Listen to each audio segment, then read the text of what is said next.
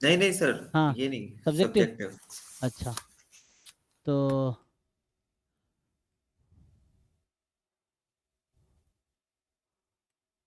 ये okay. Sir और जैसे ये क्वेश्चन है सब्जेक्टिव है ना, हम्म। तो हमें इनमें ये जैसे जस्टिफाई और आंसर तो पूरा ऐसे जो इंग्लिश अभी अपन ने देखा था ना, हाँ वो लिखना पड़ेगा इसके जैसे पहले उन्होंने वाला। जैसे उन्होंने हाँ, लिखा वो मॉडल आंसर है, तो आपको उसके अकॉर्डिंग लिखना पड़ेगा जैसे वो लोग लिखते हैं, बिल्कुल समझा के। जैसे अपन सर बेसिक मैथमेटिक्स करते थे वैसे सीधे कि वी नो दैट ये फॉर्मूला वगैरह ऐसे डायरेक्ट नहीं कर सकते, मतलब नहीं एक्सप्लेन करेंगे तो सही रहेगा। हाँ बिल्कुल एक्सप्लेन करोगे ज़्यादा अच्छा है, क्योंकि वो आंसर पढ़ेंगे तो उनको समझ आना चाहिए कि आपको आता है। तो आप मतलब समझ पा रहे हो ना, समझा पा रहे हो, तो इसका मतलब आपको अप्रोच पता है और आप कॉन्सेप्ट आपको ठीक से आता है, तो वो एक्सप्लेन करना है, जो भी लॉजिक आप यूज़ कर रहे हो वो एक्सप्लेन करना है वहाँ पे। थीटा क्या है, log 2 है, बेस ई मतलब ln 2। सो थीटा यहाँ मतलब ln 2 है, और x जो है माइनस थीटा से प्लस थीटा है, तो माइनस ln 2 से प्लस ln 2 है। अच्छा एफ एक्स है e की पावर x अपॉन 1 + e की power x। Compute alpha and beta. तो अल्फा है, एफ एक्स की मैक्सिमम वैल्यू निकालनी है, तो ये डोमेन है आपके पास, ठीक है ना। Domain is -ln 2 plus ln 2 close interval में।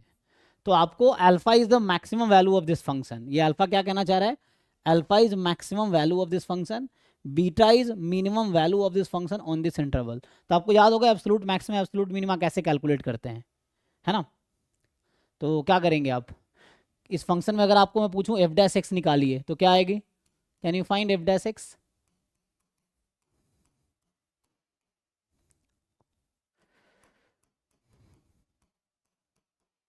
अच्छा माइनस होगा ना बीच में। तो न्यूमरेटर का derivative denominator as it is, denominator का derivative numerator as it is, ठीक यही होगा। सो फाइनली आई थिंक होगा ई की पावर एक्स 1 + e की पावर एक्स का होल स्क्वायर, जो कि स्ट्रिक्टली मोर देन 0 है जी। तो इससे क्या समझ आया आपको, F dash X strictly more than 0, what does it mean कि F is strictly increasing function, यही है, और स्ट्रिक्टली इंक्रीजिंग फंक्शन इस इंटरवल पे है। तो बताइए स्ट्रिक्टली इंक्रीजिंग फंक्शन मैक्सिमा कहाँ मिलेगी, मिनिमा कहाँ मिलेगी, समझ आ रहा है कि नहीं। -ln 2 पे मिनिमा है ना। So when x increases function increases rapidly ना, यही तो हो रहा है यहाँ पे। तो जब एक्स की स्मॉलेस्ट वैल्यू चूज करोगे तो एफ एक्स की स्मॉलेस्ट वैल्यू मिलेगी, एक्स की जब लार्जेस्ट वैल्यू चूज करोगे एफ एक्स की लार्जेस्ट वैल्यू मिलेगी। तो alpha what you have is just x को आप -ln 2 रखोगे, अच्छा अल्फा मैक्सिमम वाला है तो बीटा, है ना।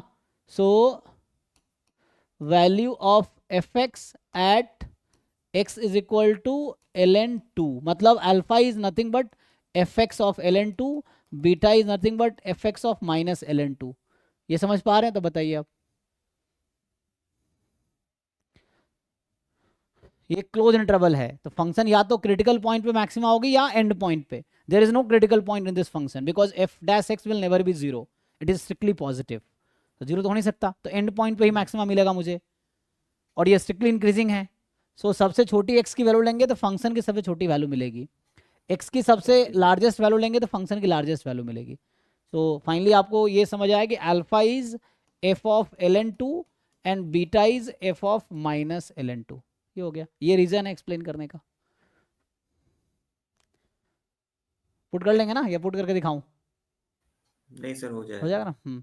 ई की पावर ln 2 2 हो जाएगा, तो ये आ जाएगा 2/1 + 2 मतलब 2/3, तो alpha is 2/3 and beta is यहाँ 1/2 1 + 1/2, तो 1/2 1 + 0/2 1/3 आई थिंक, है ना।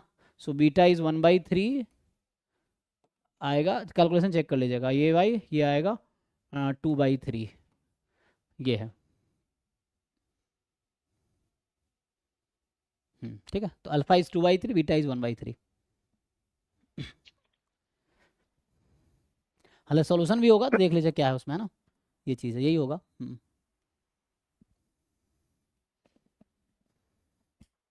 नेक्स्ट बताइए।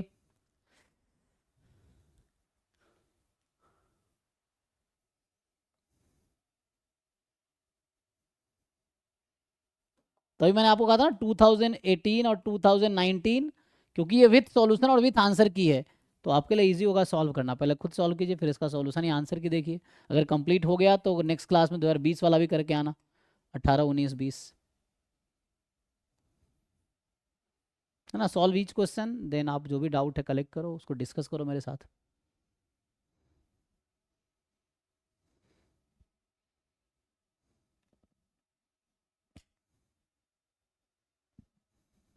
ठीक है जी, मुझे लग रहा था उस लोग सॉल्व करके नहीं आए, या फिर आप लोगों का सारा क्वेश्चन हो गया है।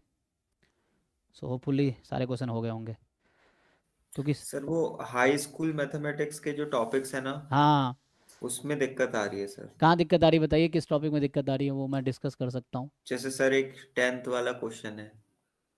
नहीं वो तो ठीक है, इसके कहाँ दिक्कत आ रही है, इसमें कहाँ दिक्कत, 10th वाला कोई दिक्कत पूछिए, जो दिक्कत आ रही है वो पूछिए ना, पूछेंगे तभी तो बताएंगे। तो 10th में क्या है, इसी का 10th है। तो